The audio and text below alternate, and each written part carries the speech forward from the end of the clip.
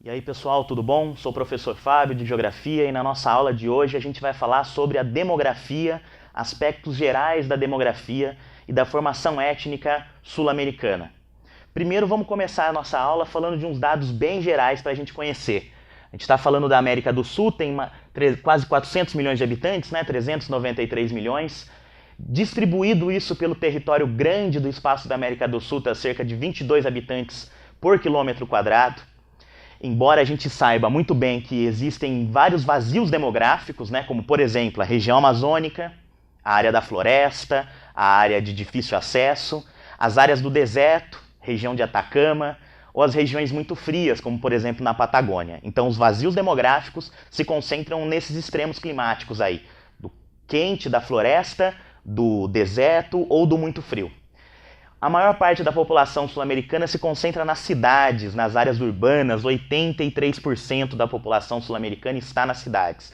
E essas cidades estão principalmente na porção litorânea, tanto do lado do litoral do Atlântico quanto do lado do litoral do Oceano Pacífico. Isso é muito reflexo do processo de colonização.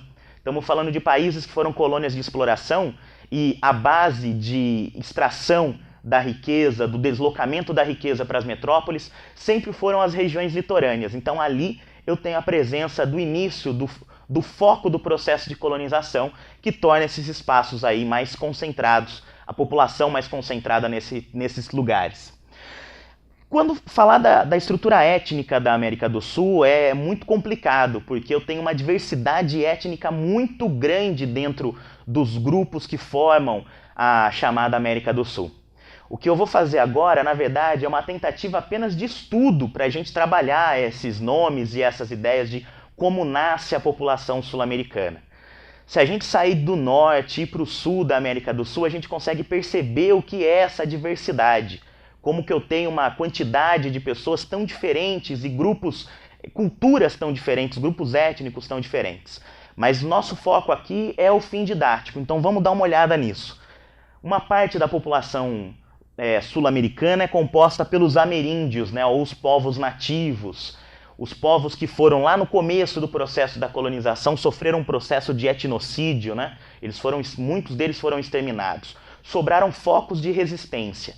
E esse extermínio se dava por via direta, através da escravização, por exemplo, através de guerras, ou então de forma indireta, quando, por exemplo, o colonizador ensinava a sua cultura, sua língua, sua crença, ele estava exterminando um grupo ali. Estava exterminando uma cultura que era uma cultura local.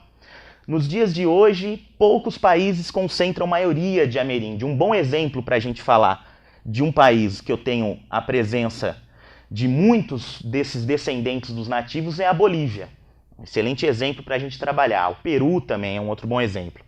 O colonizador é o grupo europeu, o grupo dos brancos, né, que acabaram chegando aqui para colonizar a chamada América do Sul, principalmente os povos do Atlântico Mediterrâneo. Seja o colonizador português e espanhol, que aliás deixaram de herança as duas principais línguas da América do Sul, ou então aquele imigrante que presente em muitos países, como os italianos, né, os grupos que saíram da Itália e vieram para cá, os alemães. Tem diversos desses grupos que formam essa corrente dos brancos, né, dos europeus. Em países, e nesses brancos aqui, os bons exemplos são os países do Cone Sul. Por exemplo, o Chile, a Argentina, o Uruguai, tem maioria desses grupos. E os negros africanos vieram em países, e são maioria em países onde a presença do processo de escravidão foi forte, foi uma presença marcante. Por exemplo, na Colômbia, Venezuela, no Brasil. E desses três grandes grupos, a gente tem o encontro desses povos, que ao longo do processo de ocupação e colonização do território, deram origem à miscigenação, grupos mestiços. E os principais grupos que se encontraram na América do Sul foram os brancos e os negros, por exemplo, no Brasil, onde a mestiçagem é muito forte, onde o encontro desses grupos é muito forte, e do branco e do indígena, em países como, por exemplo, o Paraguai, onde o traço da mestiçagem, que talvez seja o traço mais marcante da formação da população da América do Sul, se faz muito presente. Beleza, pessoal? É isso aí e até a próxima.